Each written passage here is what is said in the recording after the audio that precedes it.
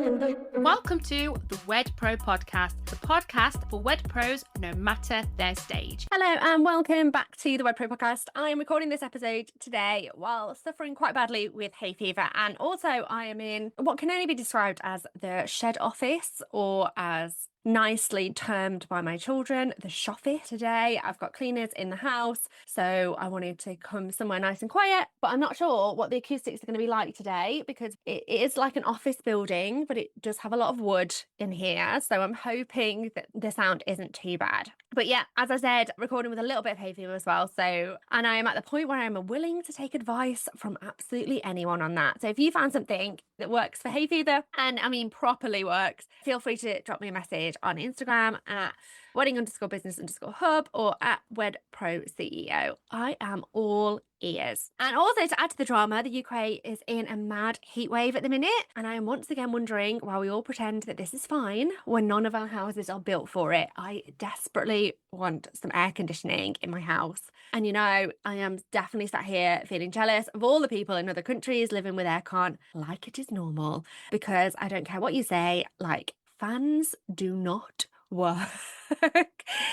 So that is the physical state I am bringing to today's episode: hay fever, heat waves, and yeah, we're going to be talking a lot about wedding sales today. But before we do get into it, if you have been listening recently and this podcast has been helping you think differently about your wedding business, please just take 2 seconds to hit subscribe, like the episode, or do send it to a wedding business friend. I know podcast hosts say this all of the time, but it really does make such a difference. And the reason I do keep showing up here, even when pollen has clearly won the battle today, is that I want more wedding business suppliers to have access to better business thinking. We're not talking surface level tips at all. We're not talking just post more and hope. Nothing just about just be consistent, said in a way that has been told 1,000 times before. But I want to deep dive into the stuff that actually moves the needle and changes the way that you run your business, the way that you communicate, the way that you sell, and the way that you get booked. And also how to stop losing opportunities that could have become amazing, amazing clients. So if this episode does land for you today, I'm just going to ask you for a job that'll just take 2 seconds. Please do send it to somebody else. And if anything does ring particularly true for you today, come and DM me at WedPro CEO. I genuinely love hearing what people take from these episodes. Okay, so this week has been a lot actually, in that very, very specific business owner way where everything kind of feels exciting but slightly crazy at the same time. I've been working on my new website in the background, which has had me thinking a lot about positioning, messaging, what people feel when they land in your world, and all of the kind of uncomfortable questions you ask other people with absolute confidence until it's suddenly your own business, and then you think, okay, now I need to take my own advice. I've been building and testing AI tools for some WedPro clients, and I'm building out the email function and the writing function inside WedPro Studio. And the more I work on this, the more convinced I am that one of the biggest gaps in a wedding business is not visibility. It's also not always the number of inquiries you've got. I've been saying this for a long time, but it's definitely not always the price either. And sometimes the real gap is what happens when somebody actually shows a little bit of interest. And that is what I want to talk about today, the sales bit. And I'm not going to sit here today and talk about anything kind of awkward, or let's talk about objection handling, not sales where you have suddenly sounded like you've copied and pasted a script to somebody that sounds like they sell houses or cars. I mean an actual human skill of helping somebody move from interested in what you do to certain that you are the right wedding supplier for them. And that is the bit that matters, because a lot of wedding suppliers are losing bookings in that space. And this isn't because they're bad at what they do. It's not because their work isn't good enough. And it's not because every single couple out there is price shopping. But what actually is going on here is that the sales conversation is not creating enough certainty for your couple to move forward. And I want to talk about that through something I've experienced myself. There was a point when I owned the bridal shop where sales had just always felt quite natural to me. And that isn't in a cocky way at all. And I do not mean it like I walked around thinking I was some sort of sales genius at all. It was just something that I didn't really have to think about too much. Brides came in, we had lovely appointments, we found dresses, people bought, and the rhythm of it made sense to me. I really like to talk to people. I understood how to listen. I understood the emotion of the appointment, and I understood that the dress was never really just a dress, and that if somebody was standing there looking at herself in the mirror, there was usually a lot more happening than, do you like the fabric? There was a lot more into it. There was identity in it. There was kind of family. There was money. There was confidence. There was that fear of choosing the wrong dress, the excitement of finding the right one. And all of that was contained in that room. And for a while in the business, at the beginning, sales came quite easily. And then there was a period where it started to feel a little bit different. And the sales were just not landing in the same way at all. And the really annoying thing was that the more I kind of looked at it, from the outside, nothing really had changed. I couldn't really put my finger on anything obvious that had changed. The dresses were still the same, still beautiful. The appointments were still lovely. The shop had not all of a sudden become awful overnight. I hadn't forgotten how to talk to people. We were still giving brides a really good experience, but the numbers were telling me something different. People were coming in, they were trying dresses on, they were saying all lovely, lovely things, and then they were just leaving to go away and think about it. And if you have ever been in that position where somebody is interested enough, get on a consultation with you or send an inquiry in the first place, but they're not certain enough to buy or leave a deposit, you will know how frustrating that feels. It gets in your head. You replay that appointment over and over. You wonder whether you said the right thing. You wonder whether it was the price. You start to think about whether somebody down the road is cheaper than you. You wonder whether people are just not looking or not getting married. And you have all of these questions over whether the market has just changed and somehow you got left behind somewhere. And it is very, very easy in that moment to blame lots of external things. Maybe it's the couple, the price. Maybe it's a competitor up the road doing something new.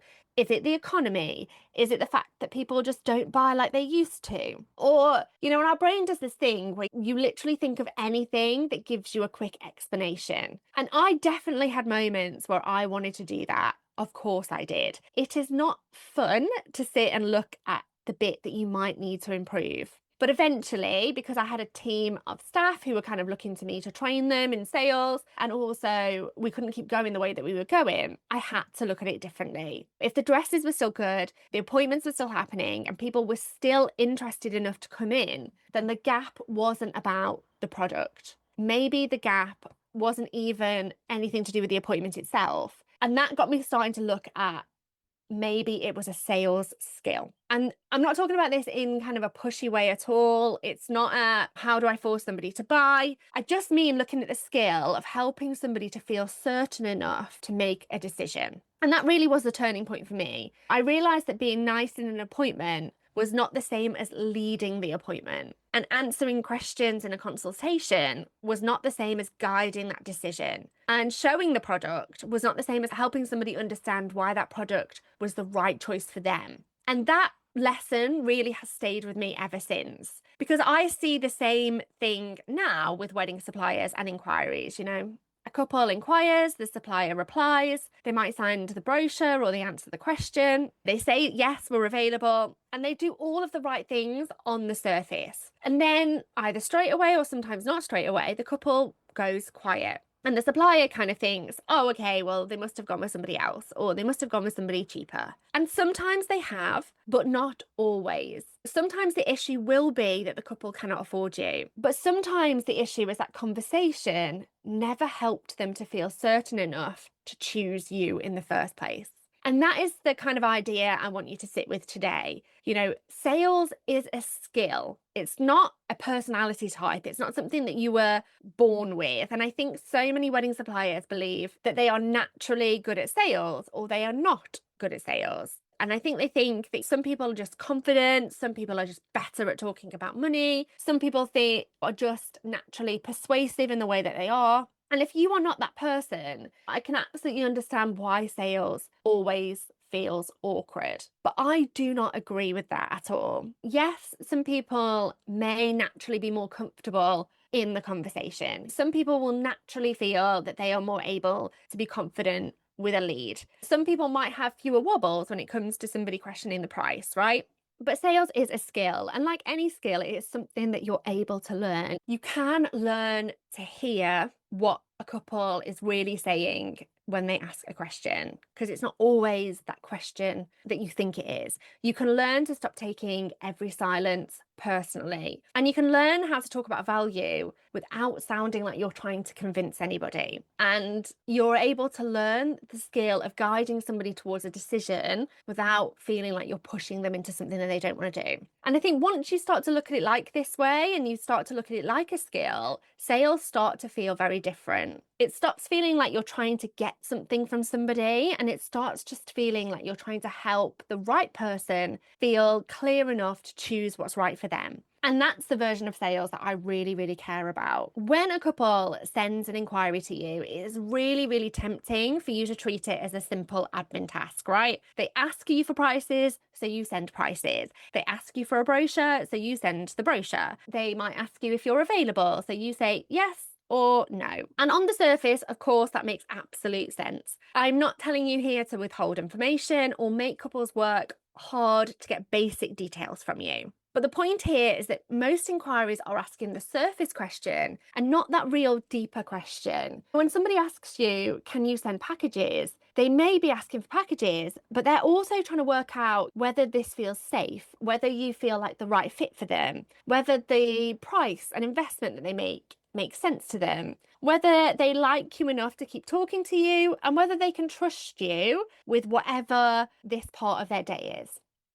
And that sounds a lot to put into one little tiny inquiry, but it is true, right? Wedding decisions are not purely practical. They are super emotional, super financial, and incredibly personal. So if your reply only answers that surface question, you may technically have responded, but you might not actually have helped that couple move forward. You absolutely have ticked that box and given them the information that they've asked for, but you haven't necessarily created that certainty for them to move forward. And information isn't the only way, and information alone never closed a sale. A couple can have your brochure, they can have your prices, they can have packages, they can see that you're available, they might have your Instagram open, but they still may not feel ready to take that next step. And that does not always mean that they're not interested. It just usually means that they do not yet feel clear. This is where feature-led selling becomes a problem in the wedding industry. You know, wedding suppliers often sell by explaining what is included, which is understandable because couples do need to know what they are getting when they buy from you. But when that whole conversation is built around what is included, you make it incredibly easy for the couple to compare you against somebody else in the most basic of ways. They start to compare hours with hours, numbers with numbers, deliverables, extras with extras, timings with timings, package names, and whatever else that they can clearly line up, right? And then if they cannot clearly understand why your experience or your expertise or the outcome that you are selling feels different, your price becomes the easiest thing to compare. And this is what I think suppliers often miss about price shopping. It is not always that the couple is cheap. You know, sometimes they have just not been given enough else to value. If all they can see is what is included, they will just always compare what is included. If all they can see is a number, then all they can compare is that number. But if they understand that the way you guide them, the way that you think, that way that you handle the day, the way that you reduce risk for them, the way that you make that experience feel easier, that comparison changes. And it becomes less about, well, this person gives us 8 hours, whereas this person gives us 10, and more about who do we trust to get this exactly right. And that is a completely different buying conversation. And in weddings, you know, trust matters enormously. A couple is not buying a printer. They are making a decision about one of the most emotional and most expensive days of their life. They need to feel that choosing you is safe. So if your reply just reads like a menu of features, that might be useful, but it just might not be enough. It may give them the facts, but it won't give them that feeling. And that feeling is often what moves the decision. Okay, this is where the nuance of the inquiry matters. I do not believe that every inquiry should be treated the same. And that does not mean that some people deserve less effort and some people deserve more. It just means that different inquiries do show you different stages of where your couple may be at. So different stages of awareness, different stages of warmth and readiness, and different stages and types of where they might be hesitating. You know, a couple, for example, who writes a warm, detailed inquiry message about their wedding, their venue, and what they love about your work, that is different to the person who just sends, "Send me your prices, please." And I'm not saying write off the prices person either, but sometimes people are blunt because they are early in the process, or they don't know what else to ask, or they are nervous about wasting time, or they've just been taught by the internet and society that the price is the only sensible place to start. But those two people do not need the same reply. The level of guidance is different. The level of warmth is different. The hesitations are going to be different. And that best next step for your couple will be different. And this is where I see a lot of standard templates in the wedding industry falling down. You know, a template tends to treat the inquiry as if the situation is always the same. And it is not. The words a couple uses really matter. That detail that they write matters. The way they talk about their wedding, the point where they go quiet, the question they ask, and sometimes the questions that they actually avoid writing all matters. And that is really where sales skills live. It's not about what you say. It's about you being able to understand what moment your couple is in their inquiry journey. And I just want to say, I am not anti-templates. I want to be clear on that. Templates can be incredibly useful as a wedding business. And if you are busy, you absolutely need structure around your communication. Nobody has the time, energy, or emotional capacity to start every single inquiry reply from scratch. That's just not real life. But the problem that I see with templates is that you are only as good as the template you are using. And if the template is strong, it can save time and create consistency. But if the template is weak, it simply helps you send weak communication faster. And that's the bit I think gets missed a lot. A supplier can feel incredibly efficient because they have a template. They can feel super organized because they're not sitting down to write their responses from a blank page. And they feel that, you know, they have a process. But if that template doesn't create trust, doesn't lead the couple to move forward, doesn't respond to the type of inquiry that is sat in front of it, or help the couple feel clearer, then that template gives you as a wedding supplier false hope. Yes, you may have saved time, but you may still have lost the booking. And that is not the result that we want. I don't want wedding suppliers to just be faster. I want you to be more effective. And this is the same problem that I see with kind of generic AI.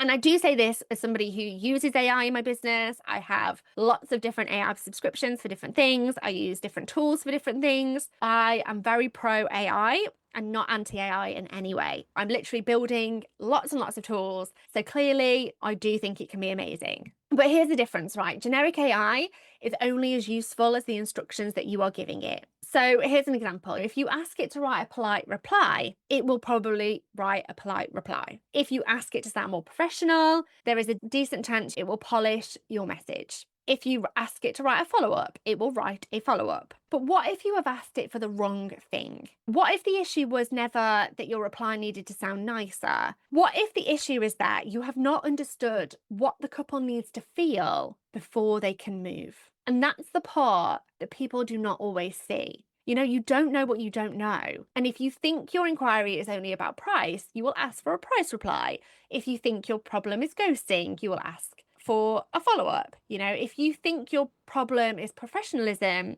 you will ask it to make you sound professional. But if the actual issue is uncertainty, maybe it's that they don't understand the value, maybe they have decision fatigue, maybe there's just a little bit of a lack of trust or a missing next step, then the AI, yes, may give you beautiful words, but it can still miss the point entirely. And that is why I care so much about strategy underneath the words that you're using, because the power is not in just writing a response. The power is not in just following up, and those things, yes, absolutely you need to do.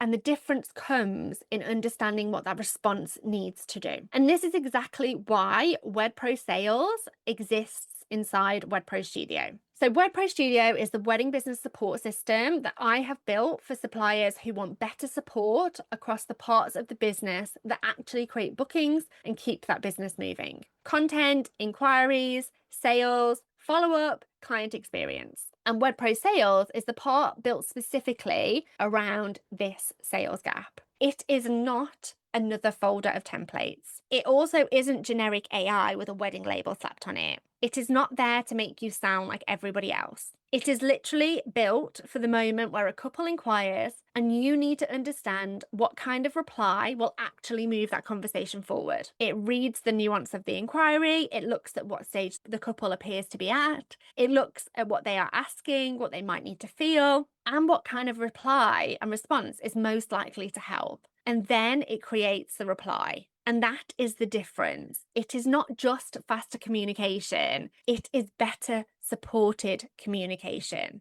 And we are already seeing this work. We have wedding suppliers who have been inside WedPro Studio helping me with their experience of it and testing out some of these tools. And we have had suppliers come back to us and say that they have had bookings go quiet. They've used WedPro Sales and they've been able to book consultations and book weddings off the back of these replies. We are open now for wedding suppliers who want to come and try WedPro Studio out. And like I said, we've already had people inside closing weddings and getting ghosted inquiries back into the conversation. And that is the bit that matters to me. This isn't about AI for the sake of AI. It's not about shiny tech for the sake of having it. I built this to give real suppliers better structure so that they could stop losing inquiries that they might otherwise have let slip. And that is what I'm really excited about, because I know how it feels when sales suddenly don't come like they used to. I know what it feels to look at the product, your appointments, your consultations, your marketing, and think, oh my God, what has changed? And I know that the turning point happens when you stop only looking at the obvious things and you start looking underneath at the skill that supports the sale. And WedPro Sales is built to help you support that skill. It's not there to replace you. It's not there to take away your voice.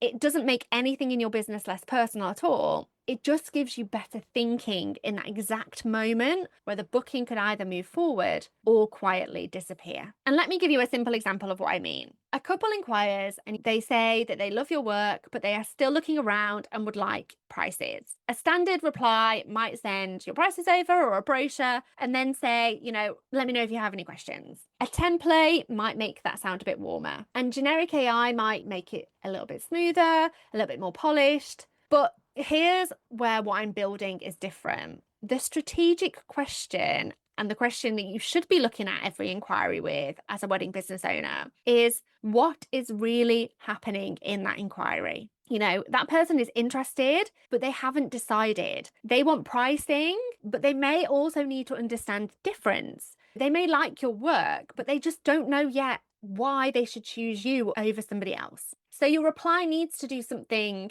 more than throw their brochure to them and serve them your prices. It needs to answer what they asked while also making that next step feel super easy. It needs to give them that information without reducing the whole conversation to just a number around price. And it needs to help your couple understand why there is value for them in continuing the conversation with them. And that is what sales thinking is. It's not about being pushy. It's not about hiding your price. It's simply about guiding your couple and not abandoning them at the exact moments where they need that guidance. And that is the gap. That is where so many bookings are won or lost. Okay, I also want to talk about the phrase, let me know if you have any questions, because I have mixed feelings about this one. I've definitely said it. You've probably said it. Every wedding supplier on earth has probably said it at some point. It feels helpful, it feels polite, and it feels really safe. And here's why it feels safe, right? It hands that whole conversation and power back to your couple. And what you're actually doing is you're assuming that the couple know what to ask.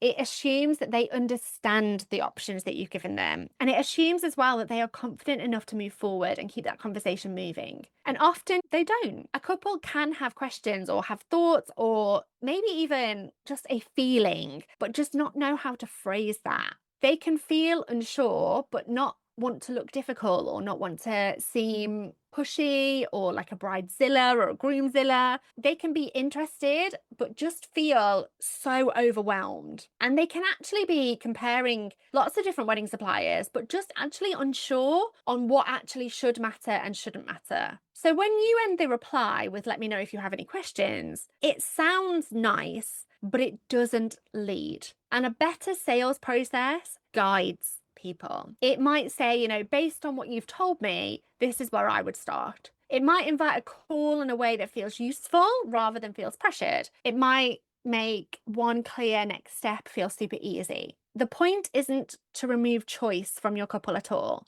The point is stop making them carry that entire decision and that entire process alone. And that is really what a good sales conversation does. It supports the decision. I want to bring calls into this because I still think that some wedding suppliers are really underusing them. And not every wedding supplier will need to get every couple on a call. Not everybody has to herd people over onto Zoom. But if what you do requires trust, emotional confidence, or a considered investment, a call will do things that a simple PDF or a reply will not. A call, especially a Zoom call or a video call, helps you to understand and hear what is often underneath.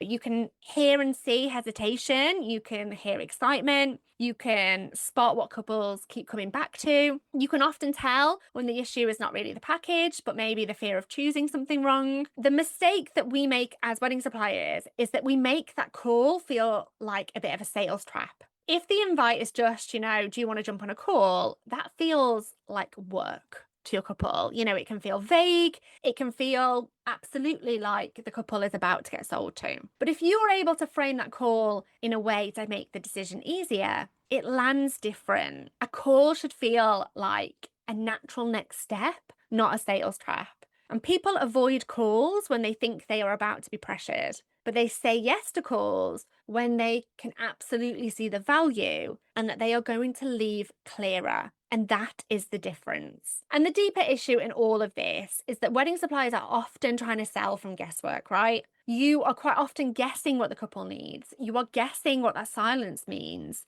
You're guessing really whether it was price that was the problem. You're guessing whether to kind of send the brochure, invite a call, follow up, or leave it alone. And I get it. When you're busy, when you're tired, when there's a heat wave, when you're delivering weddings, when you're creating content, or, in my case, trying to survive a drowsy episode of hay fever, guesswork is just not a great strategy. You need structure and you need something that helps you see that moment way more clearly. And that is what WedPro Sales inside of WedPro Studio is being designed to do. It is built around the idea that the best reply is not always what you think it is. It is always the one that understands the stage that the couple is at and what they need in order to be able to take that next step. And that is why templates don't go far enough. That is why generic AI doesn't go far enough for the wedding industry. And this is why strategy absolutely matters. I want you to pause and think about your last few inquiries. I don't want you to do this in a panicked way at all, not in a, oh my God, everything is wrong kind of way. I just want you to sit and take a couple of minutes today in a quiet space if you can, and just ask yourself, where did that conversation slow down? Was it after that first reply? Was it after the brochure? Was it after they asked for the price? Maybe they told you that they had to go and speak to their partner, or did they go quiet and you sent a follow-up but struggled to get them back into your sequence? And then ask yourself whether your reply helped to create certainty or whether it's simply just delivered information. And that will really tell you a lot. Did your reply help them understand why you're the right fit? Did it guide that next decision? Did it respond to what they actually seem to need? Or did it just simply answer the surface question? And this is not about beating yourself up at all, but it's about being able to see the gap. And once you are able to see the gap, you can fix it. And this is why I am opening WedPro Studio now for the suppliers who want to come and try it. We are not miles away from this being a real thing in people's businesses. It's already happening. We've already got amazing wedding suppliers inside, using the structure, already testing the tools, already winning bookings, already getting conversations moving again. And WedPro Sales is just a tiny, tiny part of what is involved in WedPro Studio. And I want the right people in there. The suppliers who know that they are good at what they do, but also know that their inquiry replies, follow-ups, and sales conversations could be stronger. The suppliers who are tired of sending the same templates and hoping for the best. The suppliers who have tried to do the right thing, they've tried to use a little bit of AI and thought, this is fine, but it doesn't really understand my business or the wedding industry. And this is absolutely for the wedding suppliers who want to sell, but without any more pressure. The suppliers who want the support to know what to say when the inquiry is warm, the couple is hesitating, and the booking could either move forward or quietly disappear. If that is you, head to www.wedprostudio.com/founding. WedPro Sales is just one part of WedPro Studio, and it is being built to help with the moments that actually matter in your sales process. That inquiry, the follow-up, the ghosted lead, the call invite, the point where that couple asks you for price, and you need to make sure that conversation does not only become about price. That is what this is for. Okay, here's what I want you to take away from today. Your inquiries do not just need better templates, they need better sales thinking. A template can help you move faster, AI can help you write quicker, but if the thinking and strategy beneath those inquiry replies is wrong, faster doesn't necessarily help you. It just gets the wrong message out more efficiently. The real skill is understanding that moment. A couple asks a question, but what do they need underneath it? A couple goes quiet, but what does that silence actually mean? A couple asks for price, but what do they need to understand before that price feels safe? That is where the sale happens. It's not in pressure. It's not in tricks to get people on calls when they're not ready. It's not in sounding more polished or more professional. It's in the guidance. Sales is guidance.